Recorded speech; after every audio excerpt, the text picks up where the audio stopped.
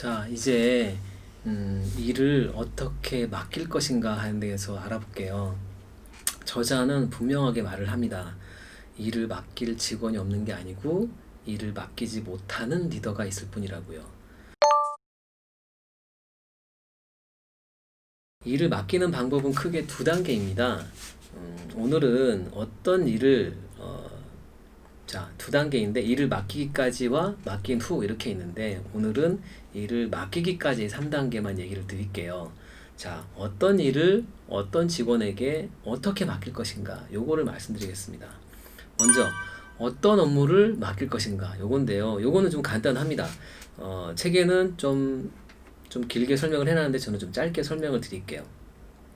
자, 실무 능력이 뛰어난 리더는 그 부하 직원에게 일 맡기는 걸 좀 귀찮아하는 사람이 많습니다. 왜냐하면 부하 직원의 능력하고 특성 등을 고려해서 맡길 업무의 양이나 범위 이런 걸 생각할 시간에 내가 하는 게 빠르다 이렇게 생각하기 때문입니다. 근데 이건 정말 오판입니다.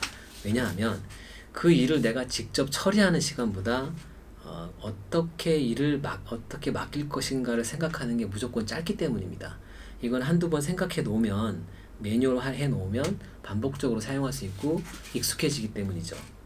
자, 이 업무는 저 부하 직원에게 너무 어렵지 않을까?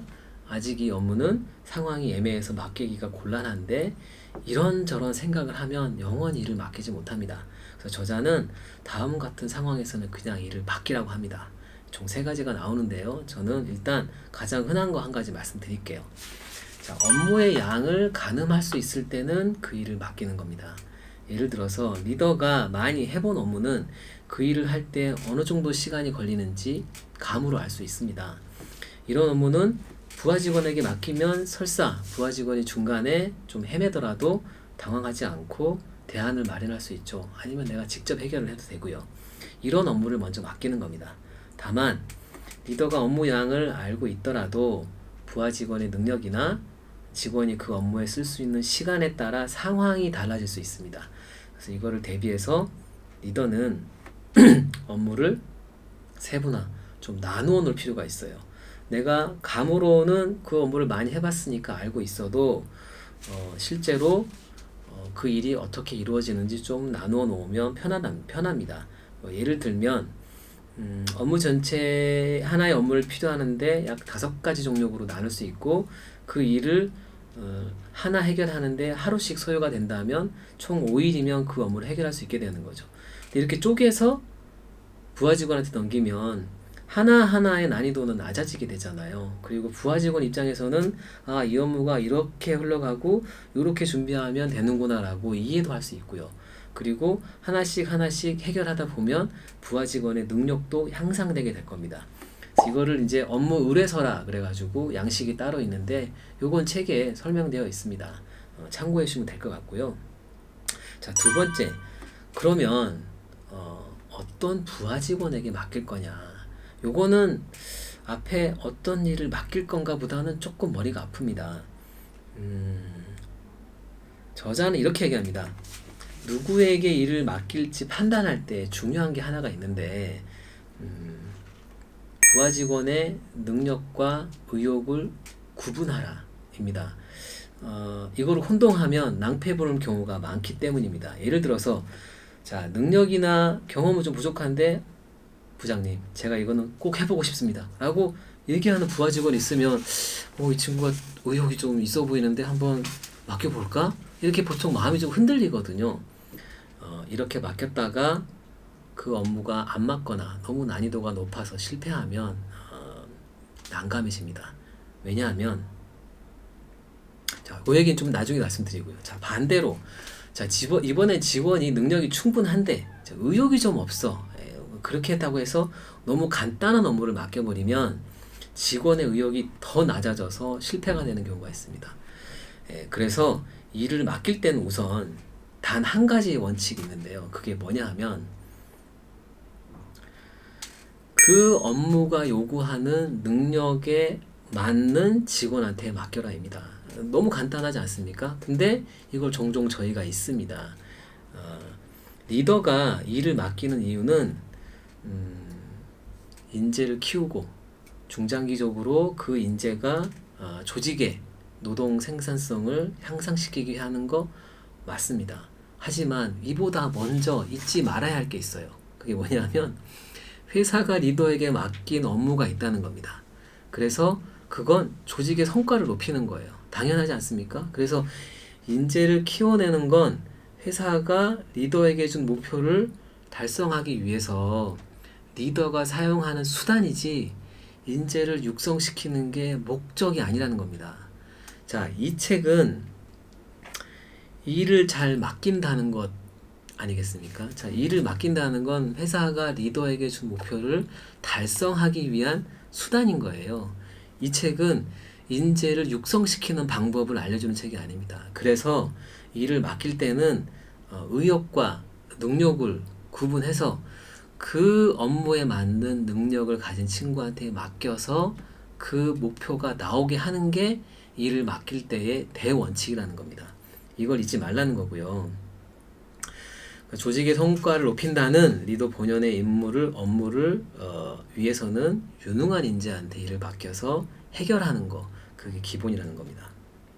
그래서 자, 그렇다고 부하 직원의 의욕을 무작정 무시하라는 건 아닙니다. 다만 원칙이 그렇고 부하 직원의 의욕은 미세 조정하는 용도로만 사용을 해라, 이런 뜻이고요. 일을 맡기는 방법, 어떤 직원한테 일을 맡길 것인가, 요거를 한번 설명드리겠습니다. 자, 이 책에서는 상황적 리더십 이론이라는 것을 빗대서 사용을 해서 예를 들어서 일을 맡기는 방법 중에 어떤 부하 직원에게 일을 맡긴가를 설명합니다. 상황적 리더십 이론은 1977년에 폴 허시하고 켄 블래차드가 발표한 건데요. 자, 부하 직원의 역량하고 의욕을 성숙도라는 개념으로 설명합니다. 이 부하 직원의 성숙도를 1에서 4단계까지 나눠서 그 단계에 맞게끔 일을 맡겨라, 이런 건데요. 이렇습니다. 자, 성숙도 1은 초보자 직원입니다. 초보자 직원은 역량도 낮고 의욕도 낮은 겁니다. 그래서 이런 직원한테는 지시형으로 일을 시키는 겁니다. 문제, 목표, 역할, 의사결정 다 리더가 하는 겁니다. 부하 직원에게 의견을 묻지 않습니다. 그냥 시키기만 하는 겁니다. 그래서 지시형입니다. 다음은 의욕적 초보자입니다. 2단계인데요. 성숙도 2. 이분은 직원이 의욕은 높은데 능력은 낮은 사람입니다.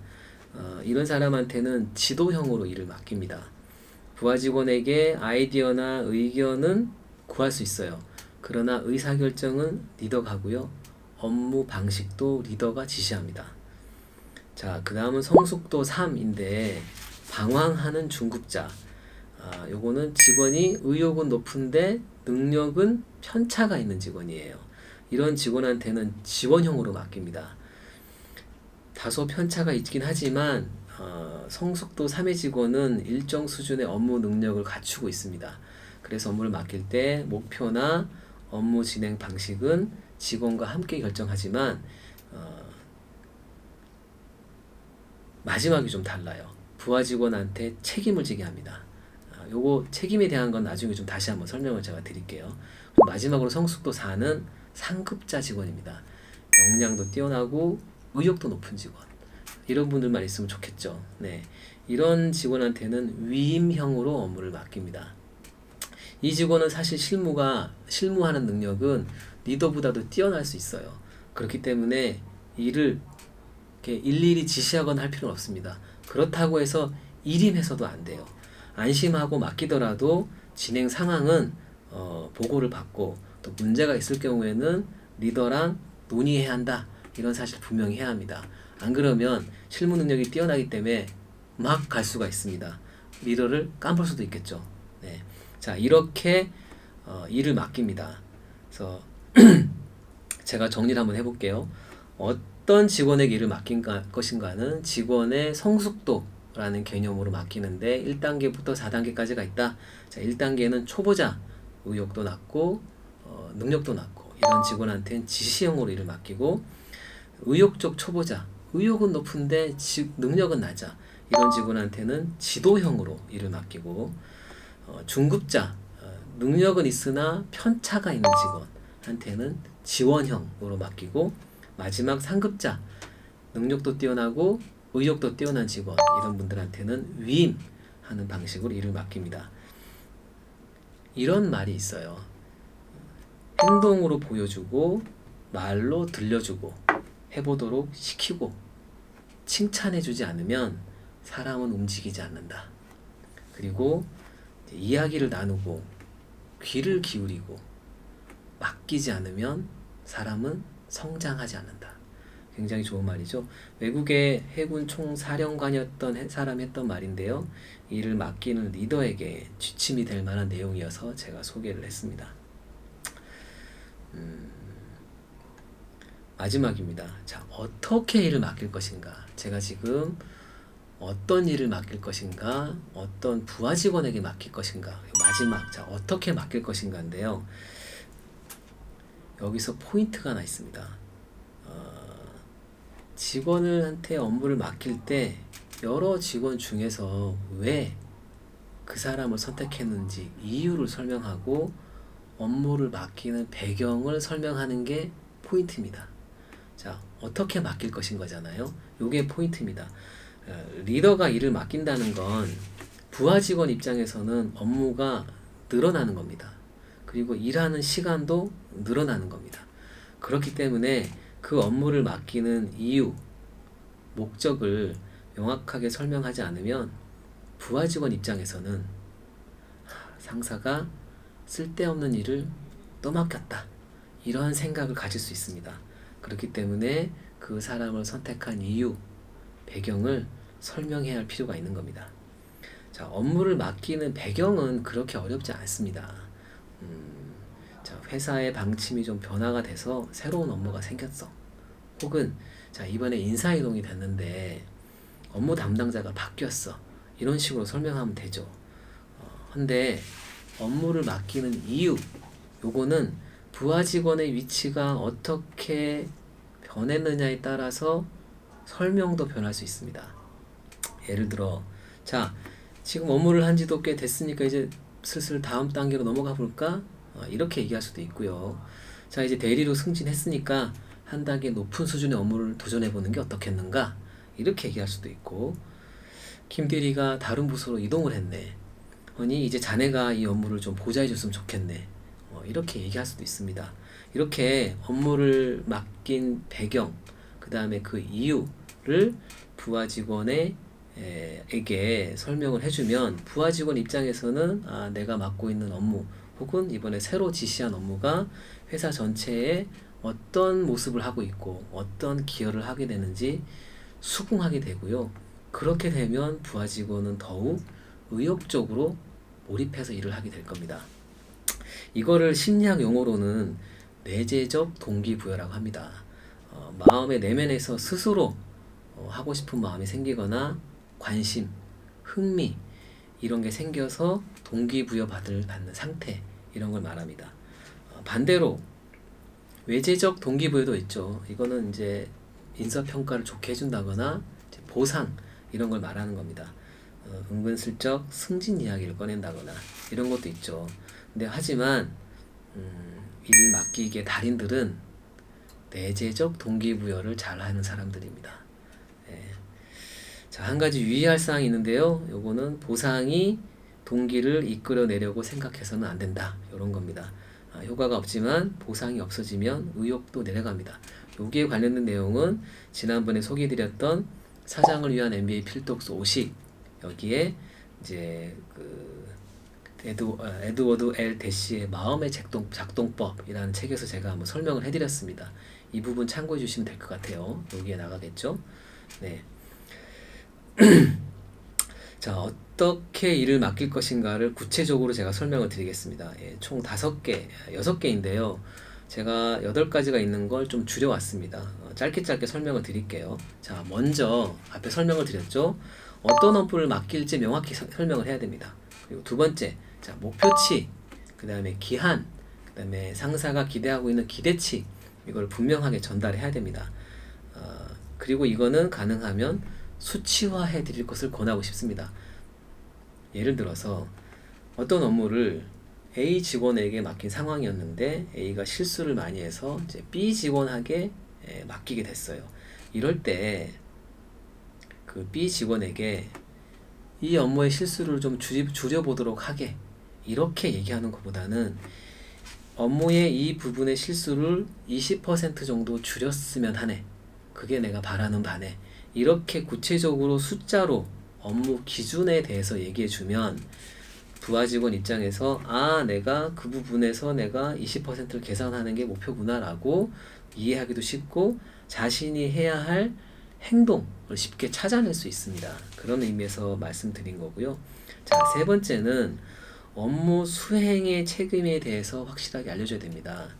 자, 어떤 업무를 맡기든지 간에 공통으로 적용되는 기준이 있는데요. 책임입니다. 책임. 책임에는 두 가지가 있어요. 하나는 결과 책임, 또 하나는 수행 책임입니다. 자, 결과 책임은 업무를 맡긴 리더가 결과에 대해서 지는 책임입니다. 그래서 보통 이렇게 얘기하죠. 제가 책임지겠습니다. 이런 말은 결과 책임입니다. 일이 잘 풀리든 안 풀리든 자신이 했던 부하 직원한테 맡겼든 결과에 대한 책임은 리더가 지는 겁니다. 자, 이게 결과 책임이죠. 그래서 이런 이유 때문에 책임지는 게 싫어서 부하 직원한테 일을 맡기기를 꺼려하는 리더도 분명히 있습니다. 자, 반대로 반대는 아니죠. 자, 수행 책임. 이거는 뭐냐 하면 업무를 확실히 해내는 책임입니다. 이건 이렇게 얘기합니다. 맡은 일에 책임을 다하겠습니다. 자, 요렇게 말했을 때 책임이 바로 직무 수행, 업무 수행의 책임을 가리키는 겁니다. 정도의 차이는 있지만 일을 맡긴다는 것은 결과에 대한 책임을 리더가 지고 그 업무를 성실하게 수행하는 책임은 그 직원이 지는 겁니다. 그렇기 때문에 리더가 부하 직원에게 일을 맡길 때 수행의 책임도 함께 부여를 해야 합니다. 그래야 업무에 대한 책임감이 높아집니다. 그래서 업무를 맡길 때 수행 책임에 대해서 확실하게 얘기를 해줘라. 여기서 여기까지 하는데 여기까지의 책임은 자네가 꼭 해줘야 하네. 이런 식으로 얘기를 하는 거죠. 자, 네 번째는 보고의 규칙을 정하는 겁니다. 일을 맡길 때. 그래서 약간 프로젝트 업무 같은 경우는 진척 상황을 자꾸 물어보면 부하 직원 입장에서도 좀 짜증나고 좀 부담도 되죠. 상사도 자꾸 물어보는 게 좀 그렇잖아요. 그럴 때가 있잖아요. 상사도 그럴 시간 있으면 다른 일을 하는 게 생산적입니다. 따라서 미리 일을 맡길 때 보고의 규칙하고 시기를 미리 정해두는 겁니다. 예를 들어서 뭐 하루에 업무가 끝날 때쯤에 프로젝트의 진척 상황을 짧게 보고한다든지, 혹은 프로젝트 전체 상황 중에 처음 시작할 때 보고하고 한 3분의 1좀 지났을 때 보고하고, 이런 식으로 미리 룰을 정해두면 서로 신경 쓰지 않고 그 시간 돼서 얘기하면 되니까 부하 직원 입장에서도 미리 준비할 수 있잖아요. 그죠? 그렇고요. 자, 다섯 번째는 요거 많이 헷갈리는데, 부하 직원한테 일을 맡길 때 재량권의 범위를 명확하게 알려줘야 됩니다. 요거 안 하면 리더가 일할 때 굉장히 힘들어요. 부하 직원이라고 해도 신입사원이 아닌 이상 후배도 있을 거고, 관리하는 외주업체도 있을 수 있고, 파견 사원일 수도 있고, 여러 가지 형태가 있을 텐데, 일일이 하나하나 상사한테 가서 이건 어떻게 해야 되나요? 이건 해도 될까요? 라고 하면, 재량권을 주지 않으면 그 직원의 부하 직원이 윗사람을 볼 때, 이 사람 무능한 거 아니냐, 뭐 어떻게 뭐 하나하나 모든 걸 다 내가 물어보면 또 윗사람한테 물어보고 대답을 해줘. 이거는 리더가 잘못하는 겁니다. 그러니까 리더가 재량권을 좀 줘야 한다, 이런 거고요. 마지막으로는 리더가 업무를 맡길 때, 자, 결정되지 않은 부분도 같이 알려줘야 됩니다. 리더의 재량 범위 밖에 있는 업무가 결정돼서 내려오는 경우도 가끔 있잖아요.